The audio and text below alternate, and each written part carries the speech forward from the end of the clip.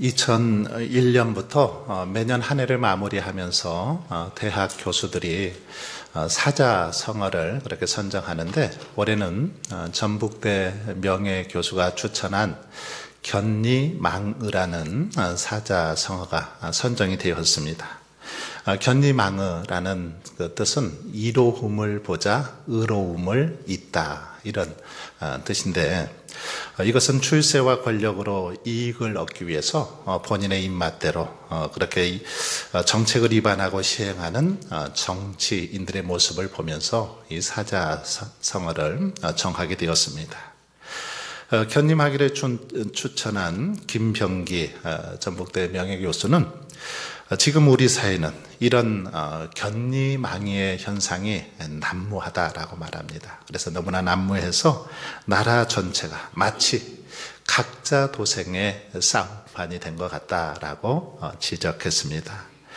그러면서 분양 사기나 전세 사기, 그리고 또 보이스 피싱, 그리고 교권 침해 등 이렇게 많은 사건 사고들이 올 한 해 있었는데, 이것은 나만 잘 되면 다른 사람이 어떻게 됐는지 상관없다라는 그런 생각이 정당화되다 보니까 이런 사건들이 많이 일어나게 되었다라고 말합니다. 그리고 이 견리망의를 선정한 또 다른 교수는 대통령의 친인척과 그리고 정치인들이 이익 앞에 떳떳하지 못하고 고위공직자의 개인 투자와 자녀 학교 폭력에 대한 그런 여러 대응 등 이런 모습을 보면 개인의 이익을 핑계로 가족과 친구도 버리는 그런 경우들이 비일비재하다라고 지적하기도 했습니다. 여러분, 원래 이 견리망의라는 사자성어는 장자가 한 말에서 유래가 되었습니다.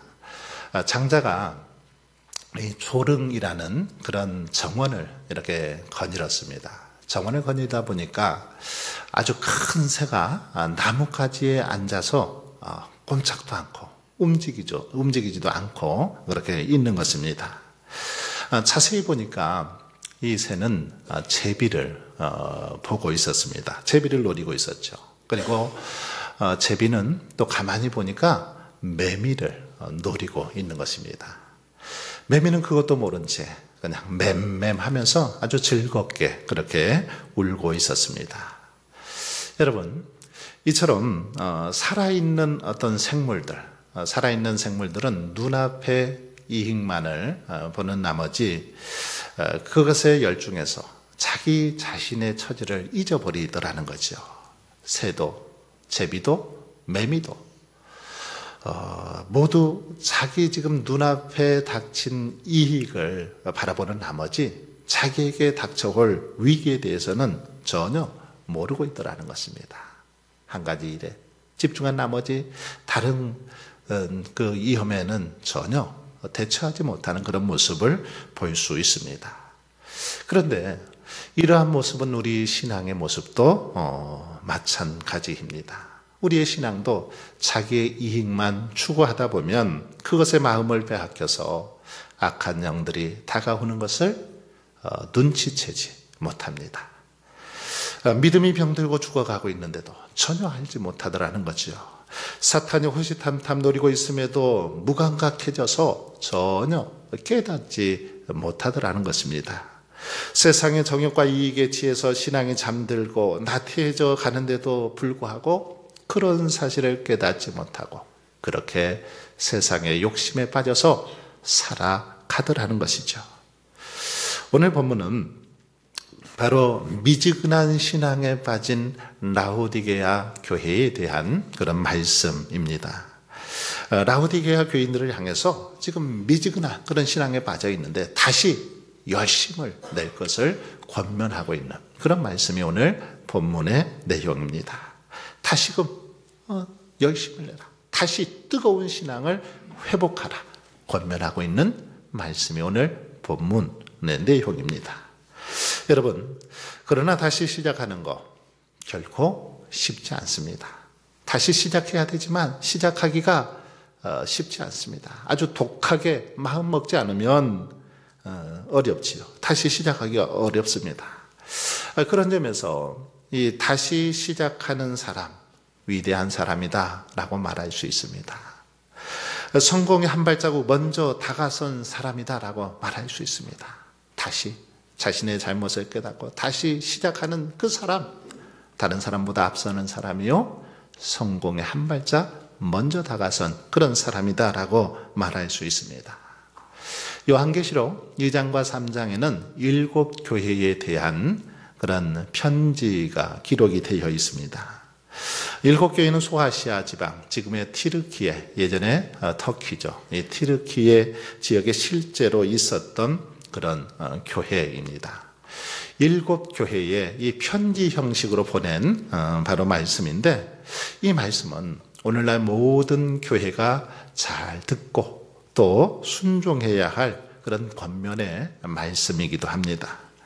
오늘 보면 그 중에 7번째 편지로 라오디 교회에 대한 그런 말씀이죠. 이 라오디게아는 빌라델비아로부터 동남쪽으로 약 70km부터 70km 떨어진 그런 지점에 위치한 도시로, 소위 자매도시로 불리는 골로세나 그리고 히에라볼리와 함께 이 니쿠스 계곡에 자리하고 있었습니다. 라오디게아는 시리아의 통치자인 안티오코스 2세가 자신의 그 부인인 라오디게아 그 이름을 따서 지은 도시가 바로 라오디게아 도시입니다.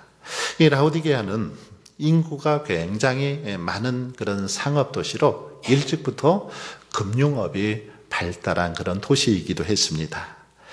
특히 로마의 그 집정관인 키케로가 자신의 재산을 예치하고 현금 거래를 할 정도로 큰 은행이 당시에도 이렇게 자리하고 있었던 도시 라오디게아였습니다. 라오디게아는 AD 60년 굉장히 큰 유례없는 그런 지진이 이렇게 발생하는데, 그런 지진에도 불구하고 로마 황제의 도움을 거절하고 그냥 자기들 자력으로 폐허가 된 도시를 재건할 정도로 굉장히 그렇게 재력이 많은, 대단한 그 많은 재력을 보유한 그런 도시가 바로 라오디게아였습니다. 또한 이 도시에는 BC 4세기에 아리스토텔레스 시대부터 알려진 아주 유명한 의과대학도 있었죠. 그리고 이곳에서 생산된 부르기아 안약은 세계적으로도 각광받는 그런 의약품이었습니다. 그런데 이렇게 부유한 도시, 정말 아주 힘있는 그런 도시였지만 한 가지 아쉬운 것이 있었습니다. 뭐냐면 바로 생활용수가 이들에게는 부족했습니다. 물이 절대적으로 부족해서 북쪽으로부터 이 9km 정도 떨어진 곳에서부터 떨어진 히에라볼리와 그리고 골로세로부터 이 물을 공급받아서 사용했습니다. 히에라볼리는 온천 도시죠.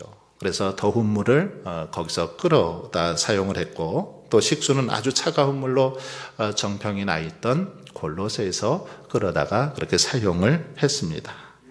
바로 이런 곳에 이 라오디게아 교회가 자리 잡고 있었는데, 오늘 본문에 보면 이 교회에 말씀을 하고 있습니다.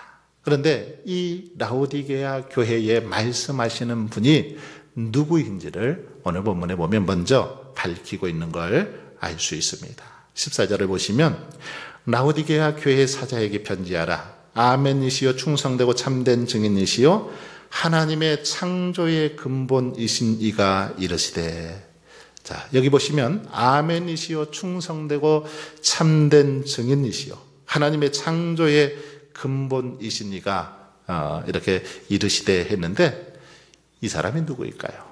아멘이시고 충성되고 참된 증인이고 하나님의 창조의 근본이시니 누구입니까? 바로 예수 그리스도이지요.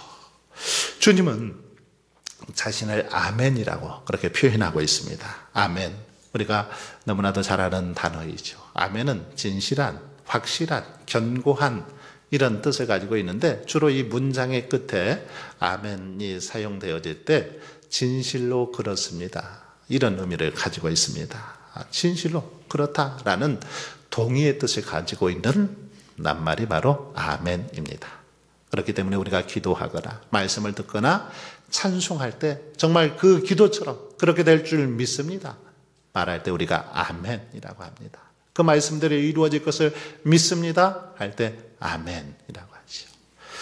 그러므로 이 말은 무슨 말일까요? 그리스도는, 우리가 믿고 섬기는 예수 그리스도는 진실무망하시다, 이런 뜻입니다. 우리가 믿고 섬기는 예수 그리스도는 진실하시다라는 말이죠. 즉 주님은 진실하고 충성되고 참된 증인이요 창조의 근본이신 분이라는 것입니다. 주님은 아멘으로 하나님의 모든 뜻을 받으셨던 걸 볼 수 있습니다. 이런 예수님께서 이제 라오디게아 교회를 향해서 말씀하십니다. 뭐라고 말씀하고 있습니까? 제일 먼저 15절에 보시면 내가 내 행위를 아노니, 이렇게 말씀하고 있습니다.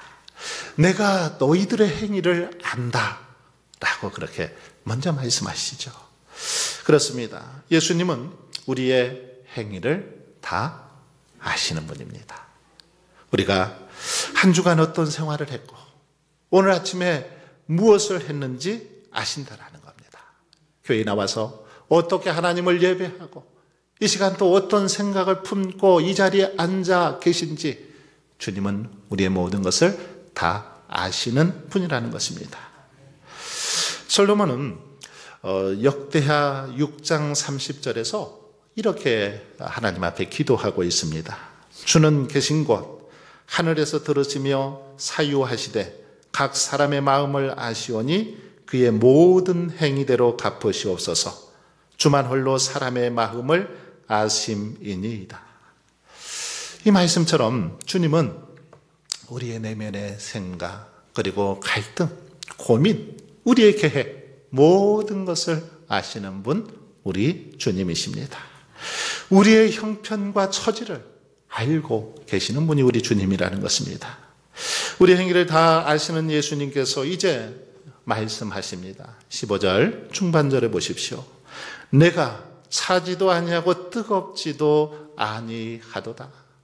내가 너희들의 행위를 아는데, 너희들의 모습을 아는데 너희들은 차지도 뜨겁지도 아니하다라고 지금 그렇게 말씀하고 있는 것입니다. 여러분, 이것이 라오디게아 교회의 문제였습니다.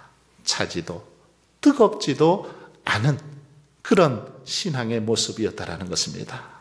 여기서 차지도 뜨겁지도라는 표현이 나오는데 생활용수가 절대적으로 부족했던 라오디게아는 이 온천 도시로 유명한 히에라볼리로부터 온천수를 끌어왔습니다.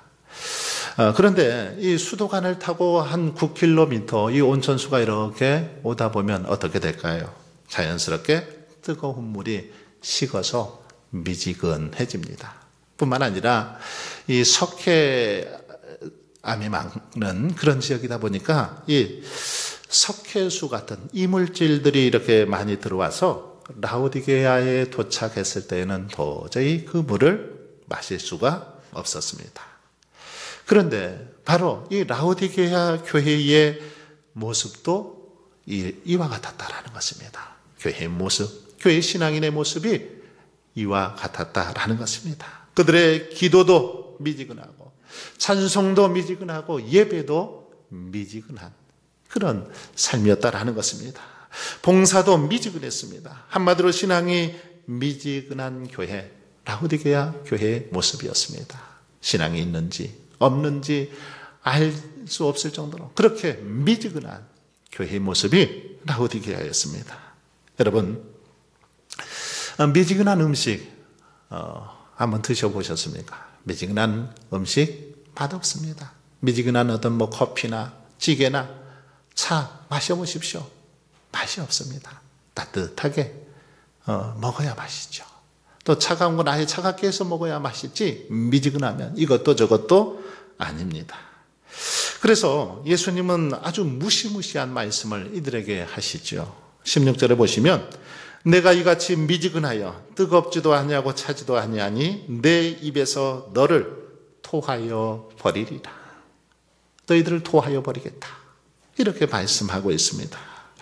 미지근한 신앙을 주님이 토하여 내신다, 뱉어버린다 라는 그런 말씀이죠.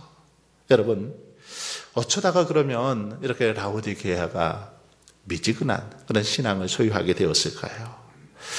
그 이유에 대해서 17절은 우리에게 잘 그 이유를 설명해 주고 있습니다. 17절 말씀을 제가 한번 읽어보겠습니다. 내가 말하기를 나는 부자라 부요하여 부족한 것이 없다 하나 내 권고한 것과 가련한 것과 가난한 것과 눈먼 것과 벌거벗은 것을 알지 못하는도다. 이 말씀을 라오디게아 교회의 자기 인식과 그리고 그의 대조되는 실상에 대해서 잘 이렇게 폭로하고 있습니다. 먼저 라오디게아 교회는 스스로를 나는 부자라 부요하여 부족한 것이 없다 이렇게 인식하고 있었습니다. 이것은 라오디게아 교인들이 자신들이 이미 부자이고 부유한 상태에 있다고 생각했음을 잘 드러내주는 그런 말이죠. 자신들은 늘 부자다, 부유하다, 나는 부족함이 없다 이렇게 살았다라는 것입니다. 실제로 라오디게아 도시는 다른 그 소아시아 도시들에 비해서 굉장히 부유했습니다. 앞에서 말씀드린 것처럼 뭐 지진이 났어도 자기 그냥 도시에서 자기들 자력으로 재건할 정도로 그렇게 많은 재력을 가지고 있었던 도시였습니다. 모든 것이 풍성했죠. 먹을 것도 풍성했고 입을 것도 풍성했습니다. 물질에 부족함이 없었습니다. 그런데 여기서 주목할 만한 점은 나는 부자라 부유하여 부족한 것이 없다라는 이 말이 물론 뭐 실질적인 부와 관련된 그런 라오디게아 교인들의 자기 인식이었지만 근본적으로는 그들의 어떤 영적 상태에 대한 그 자기 인식의 표출이었다라는 것입니다. 자신들의 영적 상태에 대한 표출이기도 했다라는 거죠. 라오디게아 교인들은 물질적으로 매우 부유했습니다. 그래서 자신들이 소유한 재물의 일부 흔쾌히 이렇게 교회에 헌납하기도 했습니다. 그러나 문제는 자신들의 이러한 행동을 온전히 온전한 어떤 신앙생활로 착각을 했다라는 거죠. 자신들이 이렇게 부유해서 헌금도 하고 이렇게 부족함 없이 사는 거, 이것을 온전한 자신들의 신앙생활로 착각을 하고 이것만으로도 신앙생활에 의무를 다했다라고 그렇게 생각했다라는 것입니다. 그래서 자신들의 신앙에 있어서도 나는 부자라 부요하여 부족한 것이 없다라고 자랑할 정도로 매우 교만한 그런 상태가 라오디게아 교인들의 모습이었습니다. 다시 말해서 라오디게아 교회는 자신이 가진 물질을 영적 부요를 가늠하는 그런 척도로 오해했던 것이죠. 내가 이렇게 부자가 된 거 하나님의 축복이다 라고 생각했던 거죠. 그래서 영적으로 내가 이렇게 부요하기 때문에 경제적으로도 부요하다 이런 착각을 했던 것입니다. 그러나 라오디게아 교회는 물질적 부요에도 불구하고 영적으로는 심각한 그런 궁핍함에 직면해 있었던 걸 볼 수 있습니다. 그리고 더 큰 문제는 그러한 영적인 가난함에 대해서 전혀 알지 못했다라는 거죠. 무감각했다라는 것입니다. 영적으로 가난하고 궁핍한 그런 상황 속에 놓여 있었지만 그것을 전혀 깨닫지 못했다라는 것입니다. 이런 사실은 너희들이 알지 못하는도다라는 단어 속에 잘 표현이 되고 있습니다. 그렇습니다. 라오디게아 교회는 물질적으로 부유했을지 모르지만 영적으로는 굉장히 가난했습니다. 그래서 자신들이 영적으로 곤고한 것, 가련한 것, 가난한 것, 눈먼 것, 벌거벗은 것에 대해서 전혀 알지 못했습니다. 여러분, 라오디게아 교회는 이처럼 영적으로 교만해져서 이 자신들의 상태를 알지 못했습니다. 그러다 보니 자연스럽게 그들의 신앙이 미지근해질 수밖에 없었다라는 것입니다. 자신들의 영적인 상황을 모르니, 영적인 상태를 모르니까 신앙이 자연스럽게 식어질 수밖에 없었던 것입니다. 그래서 결국 주님의 책망을 받을 수밖에 없었던 것이죠. 여러분, 하지만 이러한 라오디게아 모습은 비록 그들만의 모습이 아닙니다. 오늘 우리들의 모습이기도 하죠. 라오디게아 교인들만의 모습이 아니라 오늘 우리의 모습이기도 하더라는 것입니다. 한번 우리의 모습을 바라보십시오. 주일날은 열심히 이렇게 교회에 나와서 거룩하고 정말 경건하게 열정적으로 예배를 드립니다마는, 그러나 일주일에 이 주일날 몇 시간을 제외한 나머지는 어떻습니까? 너무 세상 일에 취해서 세상에 빠져서 그렇게 살아가고 있지는 않습니까? 주님과는 전혀 상관없이 너무 미지근한 그런 삶을 살아가고 있지 않습니까? 이것이 오늘 우리의 모습입니다. 이것이야말로 전형적인 미지근한 신앙인의 모습이라는 것입니다. 그러나 이렇게 삶의 전 영역을 하나님께 드리지 못하고 미지근한 상태로 계속해서 살아가다 보면 우리 역시 주님으로부터 책망받을 수밖에 없는 것이지요. 라오디게아 교회가 책망을 받았던 것처럼 우리도 이런 삶을 살다가는 책망받을 수밖에 없습니다. 그렇다면 여러분, 어떻게 해야만 우리가 다시 열심을 내고 우리 주님께 칭찬을 받을 수 있을까요? 이 다급한 상황 속에서 우리는 어떻게 해야 됩니까? 그러기 위해서는 먼저 말씀에서 그 방법을 찾아야 합니다. 말씀을 보고 말씀에 순종하고 말씀대로 믿어야 하죠. 다른 일은 가져올 필요가 없습니다. 성경에서 그 답을 찾아야 한다는 것입니다. 그러기 위해서는 어떻게 해야 됩니까? 제일 먼저 주님의 권면을 잘 들어야 됩니다. 주님께서 말씀하시는 권면을 잘 귀담아 들어야 합니다. 우리의 신앙이 다시금 뜨거운 신앙으로 회복되기 위해서는 주님의 권면의 귀를 기울여야 된다는 것입니다. 18절에 보세요. 내가 너를 권하노니 내게서 불로 연단한 금을 사서 부요하게 하고 흰옷을 사서 입어 벌거벗은 수치를 보이지 않게 하고 안약을 사서 눈에 발라보게 하라. 자, 여기 보시면 내가 너를 권하노니 라고 시작을 하고 있습니다. 내가 너를 권하노니, 예수님이 들려주시는 본격적인 권면의 시작임을 볼 수 있습니다. 내가 너에게 권한다. 간절한 마음을 담아서 라오디게아 교인들에게 주님께서 지금 권면하고 있는 것입니다. 자, 여기서 무엇이 가장 중요할까요? 18절 말씀을 보았는데 이 말씀 가운데 어떤 단어가 가장 중요합니까? 금입니까? 흰옷입니까? 아니면 안약입니까? 여기서 가장 중요한 단어를 찾으라면 내가 너를 권하노니, 여기서 가장 중요한 것은 바로 내게서라는 말이죠. 내게서. 즉 예수님에게서 불로 연단한 금처럼 변함없는 말씀을 사라, 이런 말입니다. 예수님으로부터 금처럼 변함없는 하나님의 말씀을 사서 듣고 그 말씀을 실천하라, 이런 말씀이죠. 그렇습니다. 주님의 말씀은 불로 연단한 금과 같이 아주 귀한 말씀입니다. 주님의 말씀은 영원 무궁토록 변함이 없죠. 풀은 마르고 꽃은 시들지만 하나님의 말씀은 영원합니다. 그러기에 이 말씀을 들을 때 우리는 새롭게 변화되는 거죠. 하나님의 말씀을 들을 때에, 귀담아 들을 때에 잠자던 영혼이 깨어나게 됩니다. 우리의 미지근한 신앙이 뜨거워지는 것을 볼 수 있습니다. 누가복음 24장 32절에 보면 엠마오로 가던 두 제자들이 길가에서 부활하신 예수님을 만납니다. 그리고 예수님의 말씀을 듣죠. 예수님께서 풀어주시는 그 말씀을 들을 때에 그들의 마음이 뜨거워졌다, 이렇게 고백을 하고 있습니다. 누가복음 24장 32절에 보면 그들이 서로 말하되 길에서 우리에게 말씀하시고 우리에게 성경을 풀어주실 때에 우리 속에서 마음이 뜨겁지 아니하더냐? 하나님의 말씀을 들을 때 마음이 뜨겁지 아니하더냐?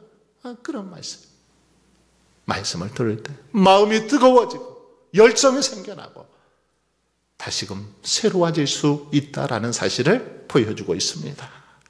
20절 말씀도 보십시오. 볼지어다 내가 문 밖에 서서 두드리노니 누구든지 내 음성을 듣고 문을 열면 내가 그에게로 들어가 그와 더불어 먹고 그는 나와 더불어 먹으리라. 주님의 음성을 듣고 문을 열 때 주님께서 우리 마음속에 들어오시고 우리는 주님과 더불어 먹고 마시는 그런 삶을 살 수 있는 것입니다. 이처럼 주님의 말씀을 보고 듣고 묵상할 때 미지근한 신앙이 뜨거워지고 열정이 흘러 넘쳐나게 되는 줄 믿습니다. 그러므로 우리의 신앙이 차지도 뜨겁지도 않은 미지근한 신앙이라면 여러분 무엇보다 하나님의 말씀을 가까이 하시기를 바랍니다. 하나님의 말씀을 사모하십시오. 하나님의 말씀을 듣고 보고 묵상하는데 힘쓰다 보면 자연스럽게 우리의 믿음이 다시금 뜨거워질 줄 믿습니다. 두 번째로 다시 열심을 내고 칭찬받는 신앙을 회복하기 위해서는 회개하라 그렇게 명하고 있습니다. 회개해야 된다는 것입니다. 19절을 보세요. 물은 내가 사랑하는 자를 책망하여 징계하노니 그러므로 내가 열심을 내라 회개하라. 이 말은 내가 열심을 내라 회개하라. 내가 열심을 내기 위해서는 회개하라. 그런 말씀이죠. 주님은 여기서 우리를 사랑하시기 때문에 책망하고 권면한다라고 말씀하십니다. 그렇습니다. 하나님께서 우리를 사랑하시기 때문에 때로는 책망하시고 권면하시는 거죠. 미워하신다면, 싫어하신다면 그럴 필요가 없을 것입니다. 자, 그러면서 내가 열심을 내라 회개하라고 하시죠. 우리는 그러기에 이 말씀처럼 다시 열심을 내야 될 줄 믿습니다. 다시 시작해야 됩니다. 기도에 열심을 내고 전도에 열심을 내고 찬송에 열심을 내야 합니다. 봉사에 열심을 내고 예배에 열심을 내어야 합니다. 다시 봉사하고 헌신하는 일에 힘써야 된다는 것입니다. 그런데 여러분, 이 다시 열심을 내는 일 결코 쉽지 않습니다. 그런데 이 열심을 내는 일은 어디서부터 시작되냐면 회개하는 데서부터 시작이 되는 걸 볼 수 있습니다. 하나님 앞에서 철저히 회개할 때 그때에 비로소 열심을 낼 수 있다라는 것입니다. 하나님, 제가 게으르고 나태했습니다. 열심을 내지 못했습니다. 하나님 앞에서 전심으로 회개하고 눈물 흘릴 때에 그럴 때 다시 우리는 일어설 수 있고 다시 치유의 역사가 일어나고 열정을 품게 된다라는 것입니다.